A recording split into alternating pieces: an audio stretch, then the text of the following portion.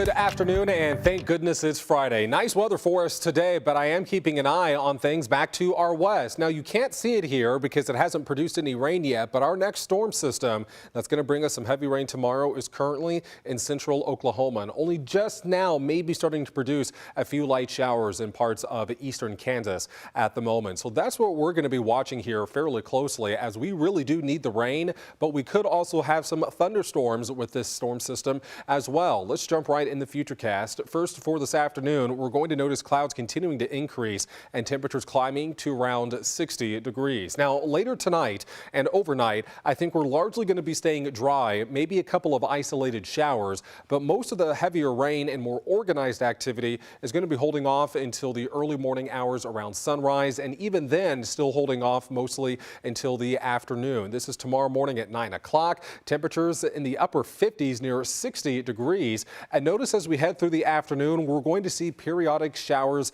and even a few thunderstorms. It's not necessarily going to be a widespread uniform rainfall. I do think there will be breaks in some dry periods every now and then.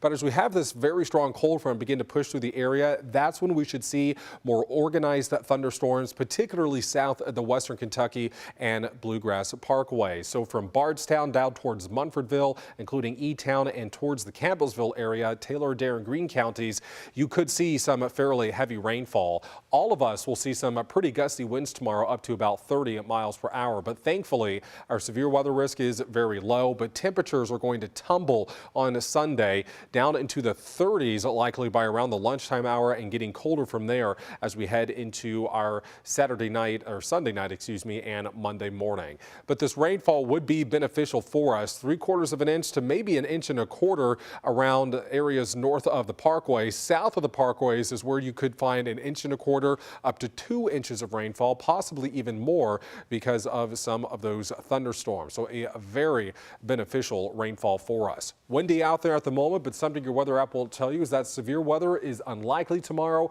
Another thing that's unlikely is flooding, but we could see some localized areas in those thunderstorm regions, possibly see some creeks rise fairly quickly. The ground has been so dry that we're not particularly concerned about that flood threat.